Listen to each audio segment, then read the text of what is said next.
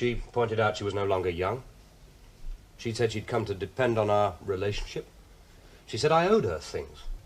What things? Well, I don't know exactly. She wasn't all that clear. I mean, she was full of gin at the time, which is why I didn't take her all that seriously. I suppose she must have meant abstract things. Anyway, it was very distressing. Oh, it's unforgivable. What's unforgivable? Oh, it's unforgivable that people should make us feel these awful guilt feelings just because we exploit them. What do you mean, exploit? I mean, using someone, anyone, as a convenience, sexual or otherwise. Julia? Julia. Julia. Julia... I can, however, think of another hunk of exploitation, or at least attempted exploitation. Oh? Can you? I can, yes, I can. And what would that be? Well, it goes something like this. Julia doesn't miss people. You need experience, Bob. There won't be any ties. Well, it goes something like that. That's what I told you. Yes, it is. And what you told me wasn't the truth, was it? No. It was not the literal truth. Well, it wasn't any sort of terrestrial truth. Maybe it came from Mars or somewhere. Well, why did you do it? Because I'm a liar. Oh, you're a liar? Yes, I'm a liar. Oh, that's a rather alarming admission, still. I'm a liar. I haven't got your morbid Puritan conscience. I haven't got it. All right. I was feeling a shade uneasy about leaving Julia, so I thought... Oh, I can pick that up. You thought, old Bob is a responsible type, so load her onto him. I thought... something like that. But I also thought perfectly genuinely what I said before. That the relationship could be of real benefit to you both. Anyway, where the hell is Julia? Phone the Green Man. She's left the Green Man. Missing person. Julia Desmond, lovely, emancipated mother of four, last seen drinking gin with a bunch of perverted grocers in the Green Man Tavern. I'm afraid there are no clues, Inspector Carruthers. Not a single clue, Sergeant Bradshaw? I'm afraid not. It's the most clueless case I can remember. She must be somewhere. Oh, it's a privilege to work with you, Inspector. I mean, the way you peer straight to the heart of a problem. She won't take a 10-minute walk to say goodbye. Isn't it baffling? Oh, what can you expect in a bourgeois culture? She makes little ceramic ornaments. What? Julia. She makes little ceramic ornaments. Really? She makes them up in a room and then gets them fired down at the craft centre. They've 2 kilns down there. Have they? 2 kilns? And what does Julia do with these ornaments after they've been fired? Well, she gives them away, mostly. She may sell one to one of the gift shops. They're not very good, really. Still. Shows enterprise. They just look like, well, like raw little bits of terracotta with a spot of colour on them. Just what they are, really. I'm afraid Julia hasn't any more than a rudimentary aesthetic sense. Tell me, why does Julia occupy her time in this strenuous way? It must use up time that could be spent guzzling in the Green Man.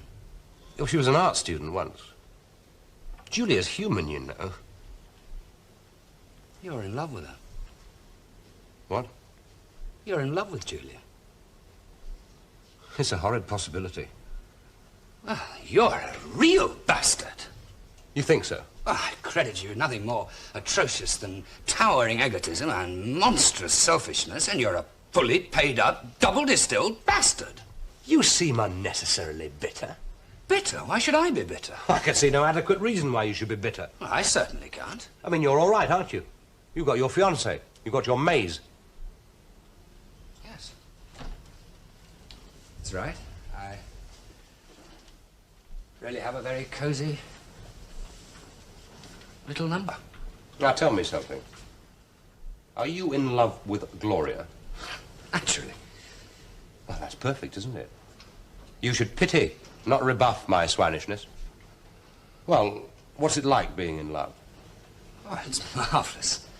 Does it make everything glow with a pink glow? That's right. Pink glow. Oh, isn't that nice? Unfortunately, Julia doesn't make things pink for me.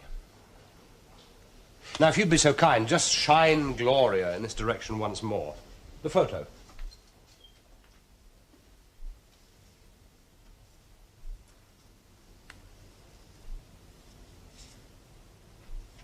Oh, yes, you see.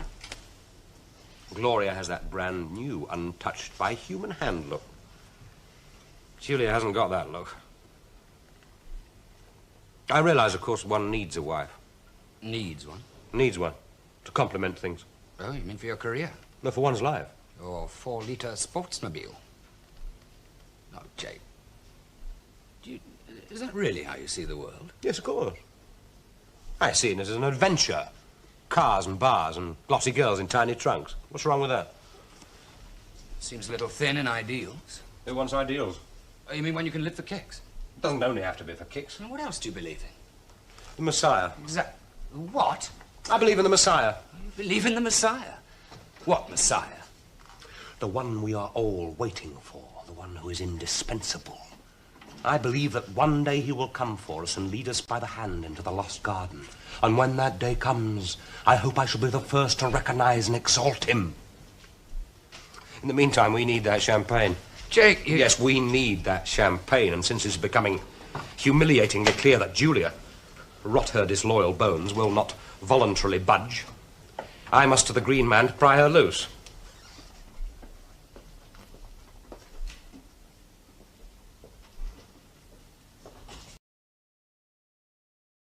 The spheres are turning, the planets are spinning, and we keep rolling along. The spheres make no music because music cannot be made in a vacuum. So the Pythagoreans were wrong, but soon we will know everything. Perhaps there's one green sphere. It could derive its colour from the sprouting maize. Gregor Johann Mendel, he was a useful man. But the colour of the young maize is also the colour of the scum on filthy ponds. I, too, hope one day to be a useful man.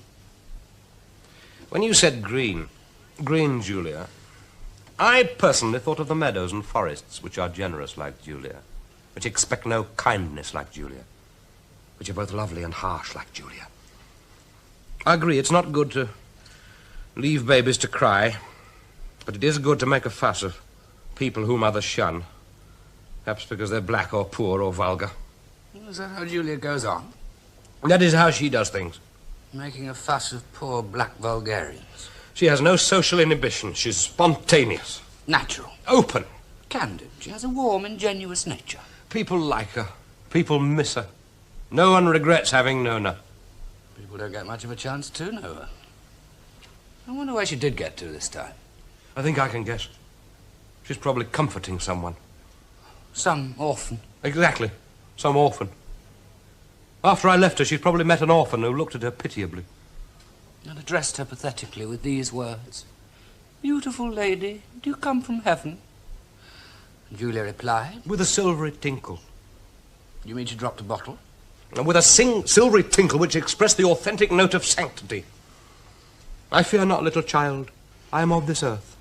Earthy. But let me be an angel to you, little child. Whatever happened to all the angels? Angels? England used to be stiff with them. Every woman was an angel of some kind, a ministering angel or a guardian angel, or at the very least a fallen angel. Where did they all go to? I want an angel. They've all taken flight. It's a sad thing, but they've all gone to another place. Where have they all gone to? They've all gone into the most desolate and remote of all retreats. Into history. Anyway, I thought you had an angel. Gloria. Gloria, the little stripper in your pocket, isn't she an angel? Actually, it was that last flight of Victorian angels that herded our menfolk into the trenches. I prefer Julia. Answer it. Oh, no, this is your party. Now, Bob. Oh, come on.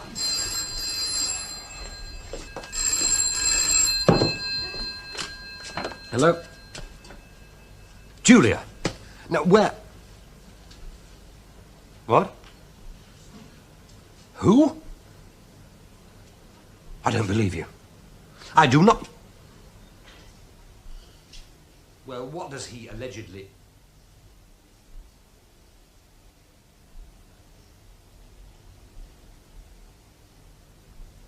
Huh? Oh, high drama, big events.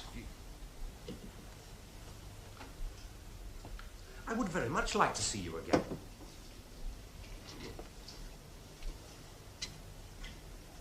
Yes, I'll give you the benefit of the preposterous doubt.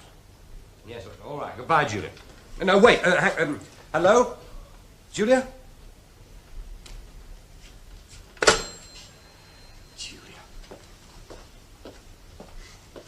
Julia. Well, I suppose it might be true. What might be true? Well, now, this is it. This is the tale in its current stage of development. After I'd turned off at Cutler's... Is this conceivable?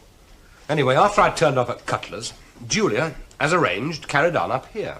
She'd covered about a third of the distance, a mere 30 or 40 yards, when a car drew up beside her. Julia quickened her pace, only to be arrested by the sound of a familiar voice calling her name. Her husband. Oh, her husband? Her husband, who should have been in London with his mistress and kids. He requested, perhaps he commanded Julia to get in beside him. When she'd done so, they drove away. Strange that he should be cruising down our street. And he was allegedly on his way to Julia's. It was pure chance, not utterly incredible in a town this size, that they happened to meet. What did he want with Julia? Well, he'd apparently set out from London on a sudden, and I'd say psychologically plausible impulse, in order to tell Julia, and it is this which elevates the story to the level of a woman's magazine, in order to tell Julia that the devoted mistress passed away 2 months ago from acute renal toxemia. Julia actually said that. Acute renal toxemia. Is there such a thing? Oh, indeed, yes. It's very nasty. Yeah, well, anyway, the husband had come to tell Julia of this melancholy event and beg her to return to him. Does she propose to? What? Does Julia propose to return to her husband? No, not a chance. She won't go back to him. There's one more bottle left. Bottle? Of champagne. That is Julia's bottle. We'd better imbibe it. Why is that?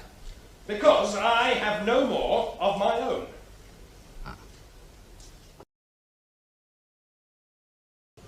Do you remember? I do remember. Your shy, proud confession on that occasion. I have talent, Carruthers. You must admit I have talent. Oh, you have a rare talent, Bradshaw. But you do not have something which you've always claimed that you do have, which I've always credited you with having. What is that? You do not have an impregnable veracity. You do not have an undeviating respect for the truth. Our game? Our game is no analogue. Our game is a mutual and mutually agreed upon exercise of the imagination. It deceives no one. It is not a lie. Gloria is a lie. Gloria is very practical. I wonder if you're sick. Gloria is very practical when it comes to people, other people like you, who say, Bob, we don't see you chasing the girls. I think you must be sick. I think you cannot bear reality. Well, there is a part of reality which I can bear very well. There is another part which I have difficulty with. What are these two parts? What is the breakdown? Well, the first is the world of extra-human phenomena where there are laws that govern the behavior of things.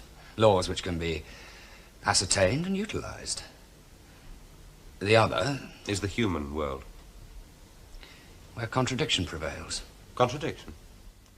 Well, doesn't your mind ever rebel? I mean, against things, for instance, like, well, thousands of people starving in one place and only 2 hours away by freight plane there are other human beings who are burning food which they haven't room to store. Well, there are undoubtedly abuses. I mean, one's own mind. Do you imagine that's going to be immune from the muddle, the ambiguity, the doubting one's own thoughts, one's motives? I mean, how could one dare to... How would one dare to commit oneself? To commit oneself, say, to a girlfriend? I tell you something, Cromwell. I think it would be a good thing if you were never in a position to wield power. I am a quiet man. A scientist, like my master, Gregor Johann Mendel. Quiet man. A monk pottering about with his pea vines. I, too, hope one day to be a useful man. What will you do? I mean, Gloria and the kids are expunged from the syllabus. What will you do? Something useful? Plants? I have no desire to wield power. Still, if it ever happened. Well, if I was made dictator of the earth. You would initiate reforms. Drastic ones. You would be dissatisfied with people the way they are. I would be totally ruthless. You would take...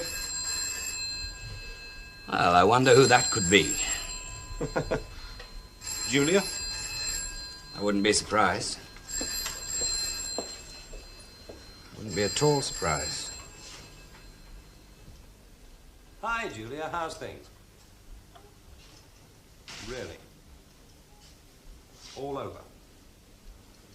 Well, that's what I assumed. Yes, you were perfectly right, my pet. Absolutely right. I'm sure of it. Well, it is late, my love. It's very late. No, I mean, if you hurry. I mean, if you really hurry. Oh, there is just one thing, one little point. Well, it's a bit delicate. You know my roommate? You know Bob? Well, he wants me to say... He felt... Well, no, he's really very shy, and he wanted you to know he thinks you're all right. That's about all, really.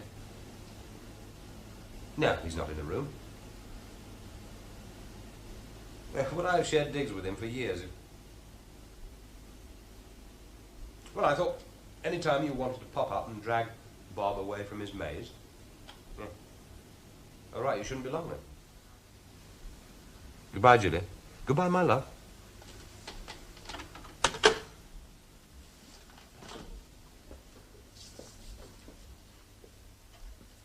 Julia.